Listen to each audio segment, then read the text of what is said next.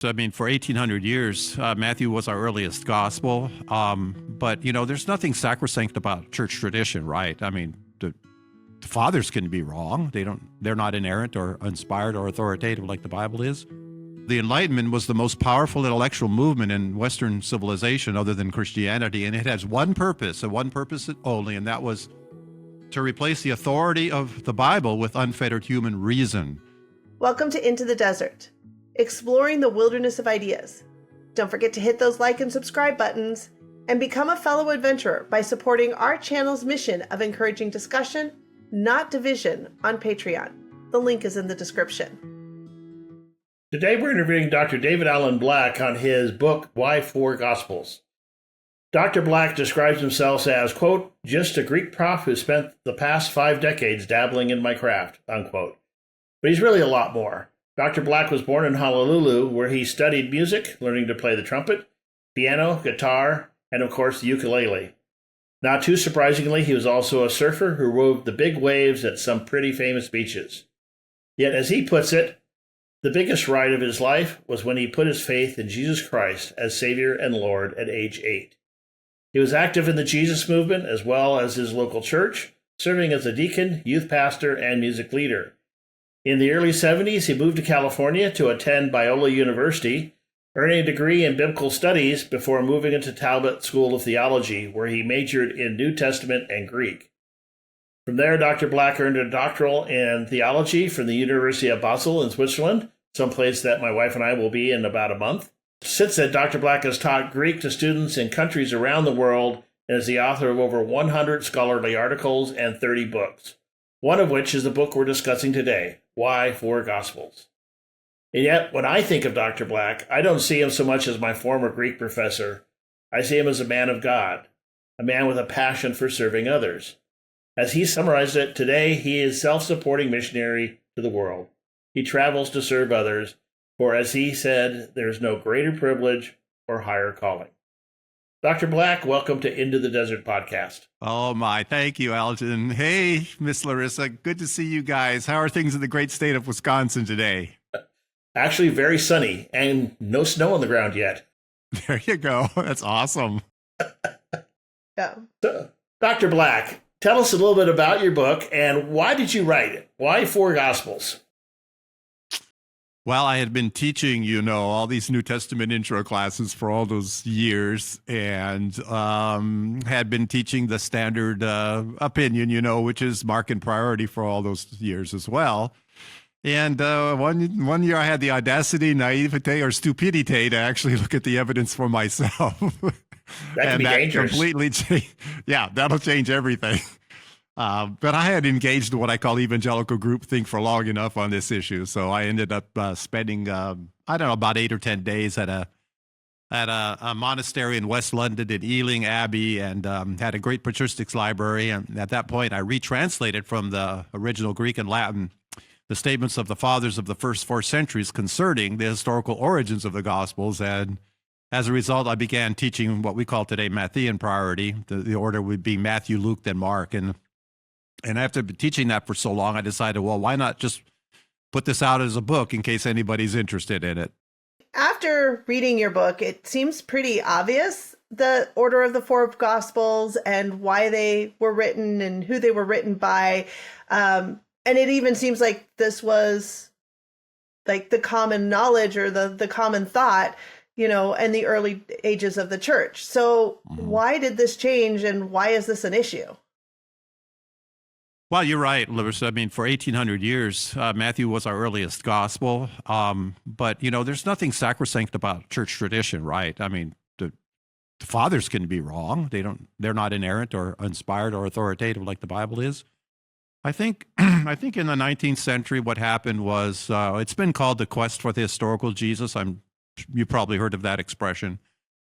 And what we wanted to do as New Testament scholars, we wanted to get back to who the real Jesus was before Paul and Matthew and John transformed him into the Christ of Christianity. I'm kind of being sarcastic here a little bit, but actually it was a quest to get back to, if you will, the core of who Jesus was.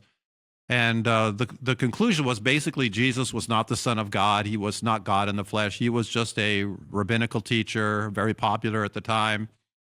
And it just, I think, so happened that the Markan account of the life of Christ was more suited to that kind of a perspective than maybe the Matthew's gospel or John's gospel was. So I think it was part of this larger quest for Jesus and kind of like to strip away all of the accretions that occurred later in Christianity. And I came to the conclusion, having studied in Switzerland, not only at the university, but under a man named Francis Schaeffer, that when you become a Christian, you don't have to make a leap of faith.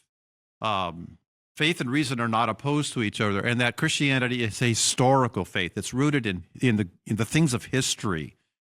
And one of the things I discovered about my own scholarly guild in the New Testament Guild of Scholars is that we were kind of ignoring what the fathers were saying, what church tradition and history had taught us, and moving into almost exclusively the internal evidence. And when you do that, then you can argue easily for Markan priority or even Lucan priority, as the Jerusalem school has done, or maybe even Matthean priority. But when you look at the fathers, when you look at the external evidence, there's unanimity that our earliest gospel is not Mark's, but it's Matthew's. So I think what I want to do is sort of return our guild to the emphasis that we have or should have upon the internal evidence as well as the external evidence. And in my view, I have discovered that the internal evidence rarely probative. At best, it's corroborative. So we need to look at the external evidence. We need to look at the statements of the fathers if we're going to explore the synoptic problem accurately today. Someone who's, obviously I agree with you. I also find an issue. I mean, I have no doubt why what we would today call liberal or skeptical scholars have rejected Matthean priority, because, you can't have Matthew correct and be an eyewitness. He has to either be lying or he has to be much, much later. So they end up sort of with that assumption. But I'm not quite clear why conservative scholars still hold on to the Mark priority. Why is there such resistance to what seems to be a fairly straightforward case? Well, that's a great question, because I myself was, if you will, guilty of that for, I would say, decades. And I think part of it is just as, again, it's much easier to espouse what your professor taught you and what their professor taught them, rather than looking at the data. Ad fontes is our call, right? Back to the sources, back to the original sources. But so rarely I found in my own life, Elgin, that I'd been doing that. Not least with this issue, but I could also talk about the authorship of Hebrews, for example. I wrote a book on the authorship of Hebrews, a case for Paul. When you look at the external evidence, which I had never done, I think you can make a very strong case for the Pauline authorship of the book of Hebrews, which always incidentally circulated as part of the Pauline corpus and never part of the general epistles. Another area, of course, is textual criticism, which for many, many years the Byzantine sects was set aside, especially because of the work of Westcott and Hort. Then I discovered that their views could be falsified, and it had in fact been falsified by one of my colleagues at Biola named Harry Sturz in his book, The Byzantine Text Type and New Testament Textual Criticism. So I began in some areas, not in all, and more that there's still a lot I can do and should do, but at least in these 3 or 4 areas, I decided to do my own research and come up with my own convictions. So when I teach, for example, the synoptic problem in my classes, I give all the positions. I give Mark in priority. I give Mark without Q. I give the Farr hypothesis. I give the Augustinian hypothesis.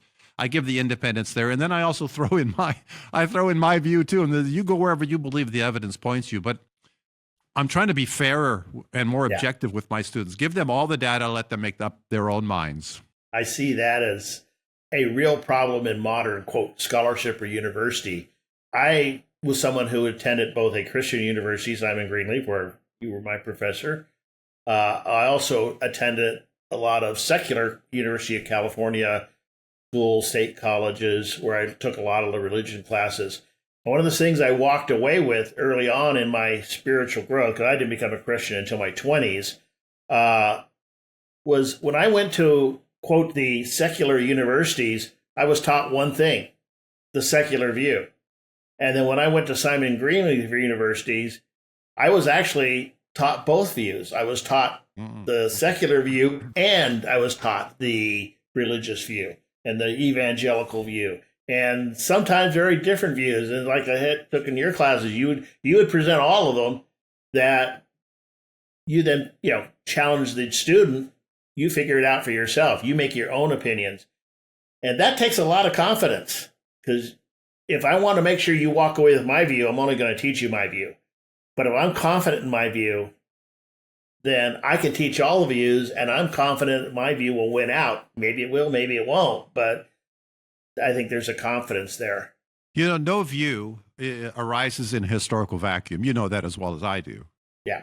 So when you ask the question, where did the Markan party hypothesis arise? Well, I don't explain this in the book, but I do in my lectures. I talk about the fact that it originated in Germany rather than in the UK or America. It originated among Protestants rather than Roman Catholics. Roman Catholics, a lot longer than Protestants did, held to Matthean priority, for example. It originated not in Reformed circles or Catholic circles, but in Lutheran circles. It originated in the universities of Germany, those prestigious places that everybody respects. And the last thing that I wanted to mention was it also originated in post-Enlightenment thinking.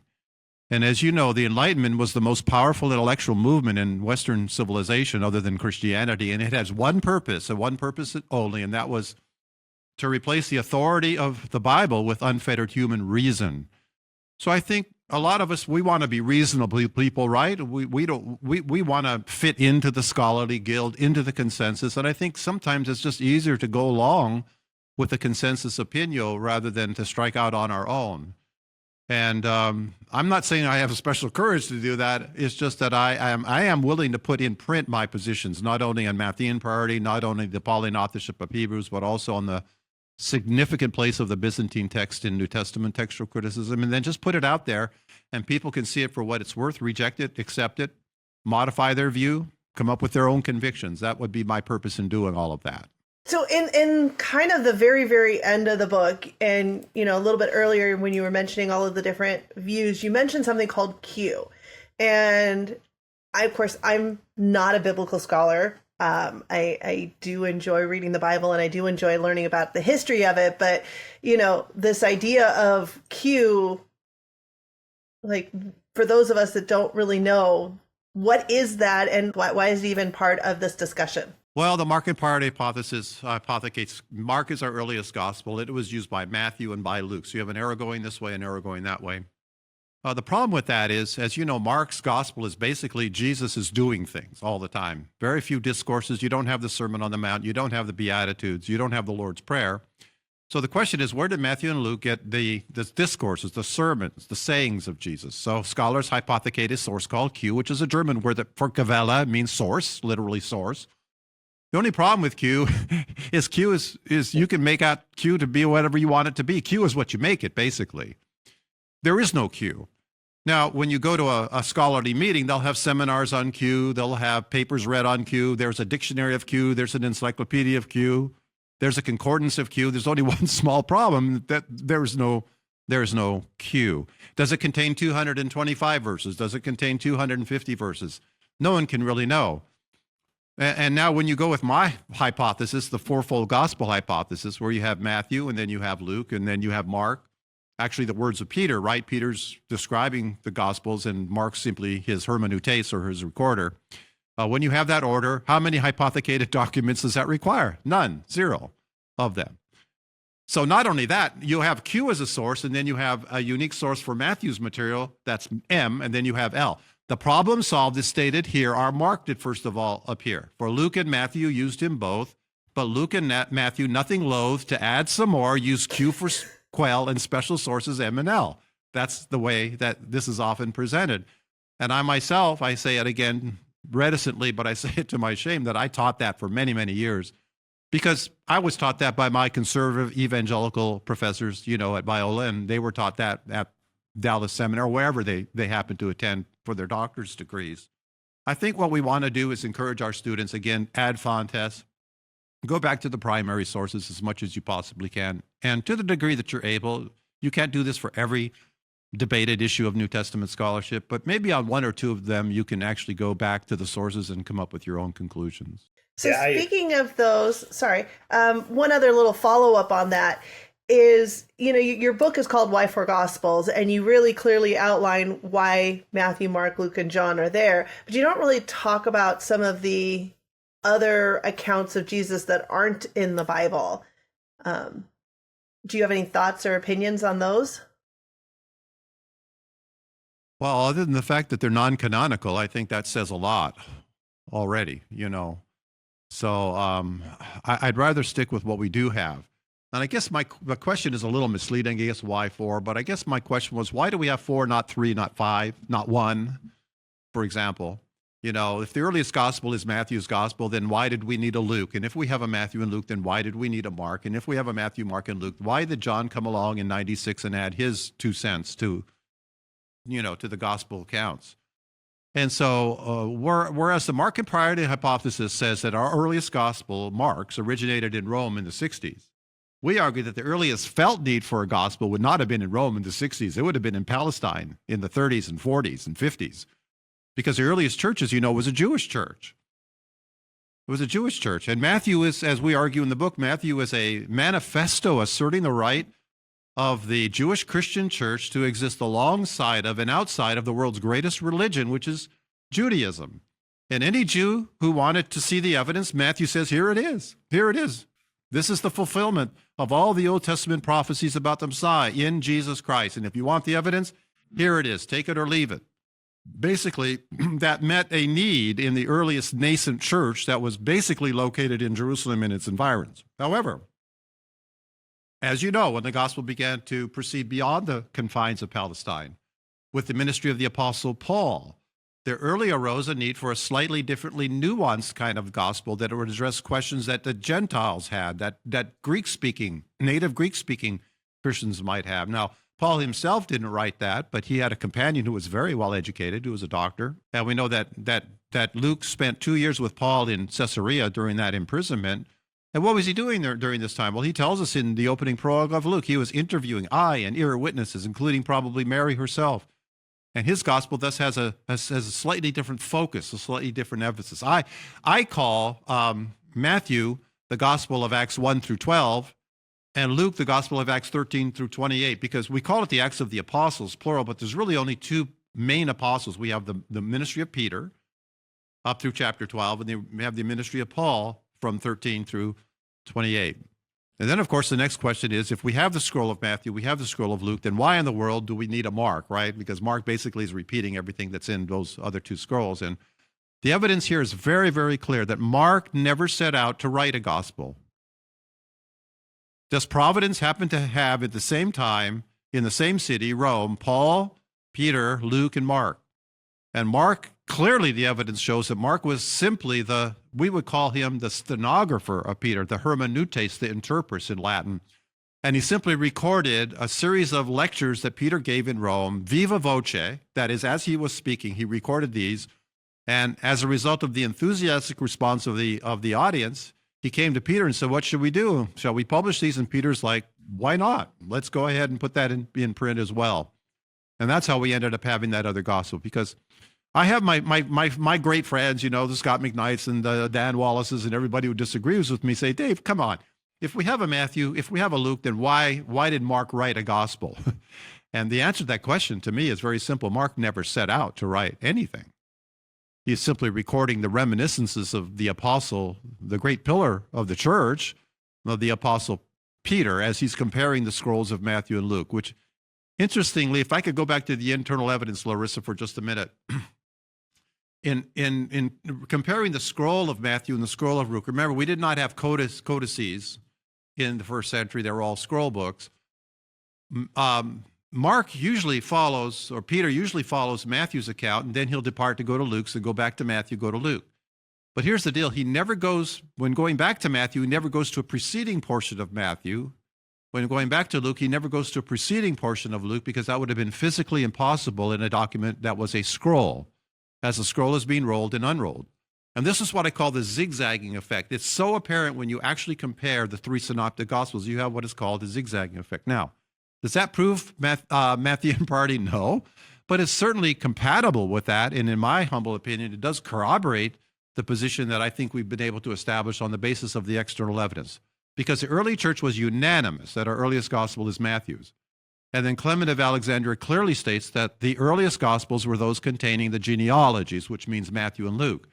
And then they spent a lot of time discussing Mark. Why did we need a Mark? And again, why did Mark write a gospel? And they're very clear about that. Mark was not the author of what we call the Gospel of Mark. He was simply recording the reminiscences and the eyewitness testimony of the Apostle Peter. Sorry for the lengthy response. Yeah. But that was actually, when I first heard you in class outline that evidence, that was the part that stuck with me the most. Because with Mark in priority, you can say it doesn't prove it. You can assume that, Matthew happened to take this position and then Luke that one. But for them to do it so consistently all through would imply that at some point Matthew and Luke got together and over coffee decided which portions of Mark they were going to do. I believe that Luke was writing with full cognizance of the existence of the scroll of Matthew, and I think it's very clear, too, that Mark, or Peter, if you will, was writing with full cognizance of the existence of the scroll of Matthew and Luke. That seems evident.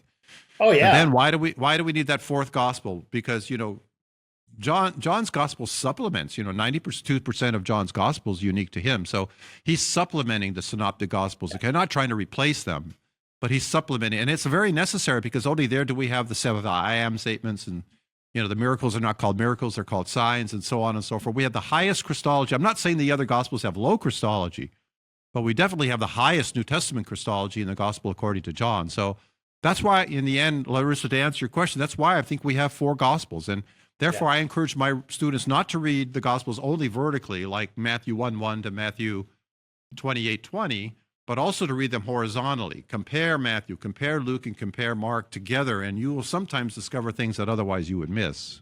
Yeah, I think the last verse, or second to last verse of John explains why he was writing. I think he's at the end of his life. He knew all the other Gospels intimately, but he had known Jesus, so there was so much more that he knew about that wasn't in there. So he sets out to write a gospel that has all the other stuff.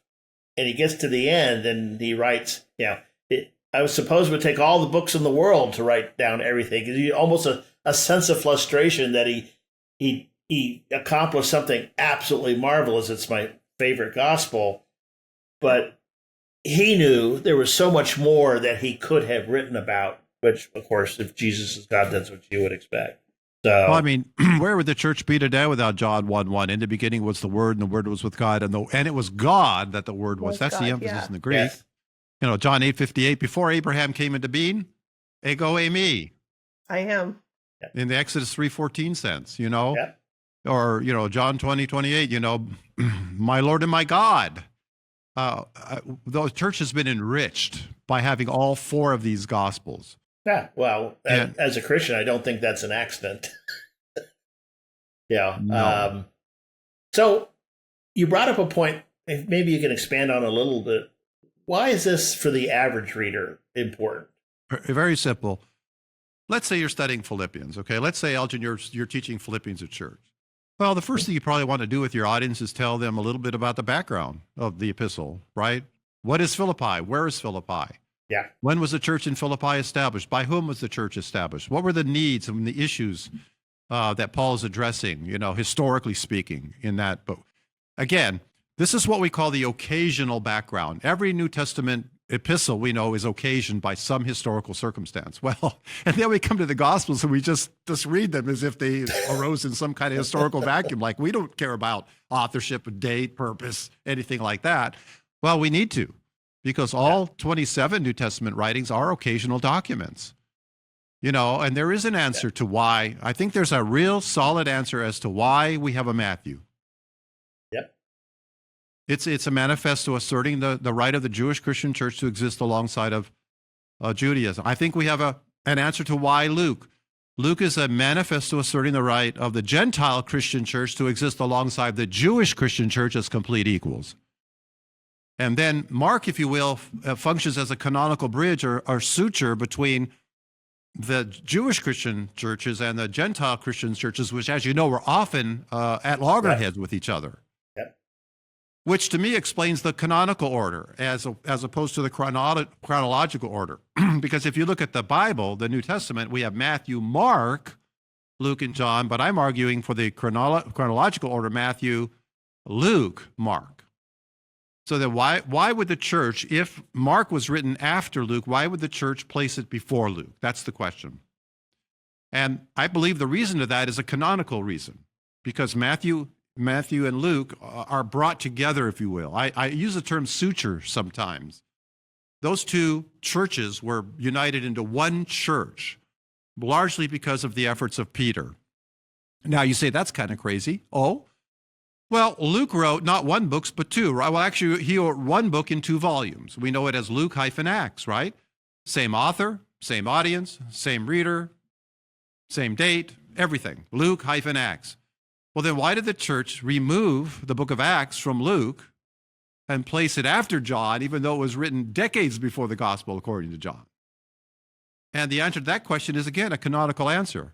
Because in the early church, they struggled with, how do we get from Jesus, how do we get from the Gospels to the epistles? How do we get from Jesus healing and teaching and preaching and dying and all that kind of stuff to churches with elders and deacons and leaders and missionaries and offerings? How do we get from there to there?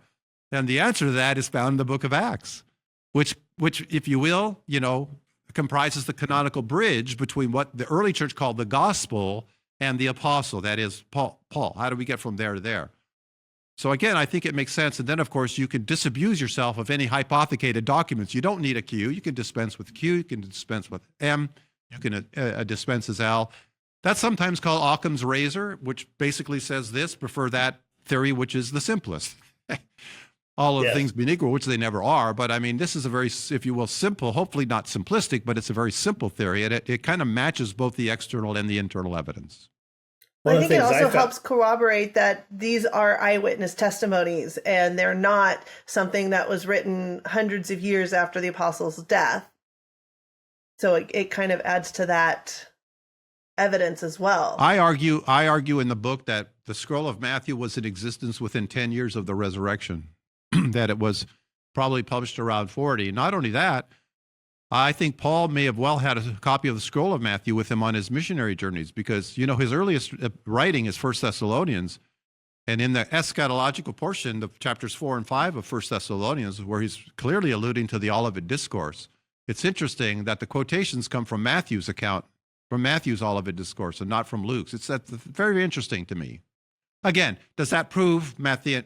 No, it doesn't prove anything, but it certainly is an interesting thing to consider.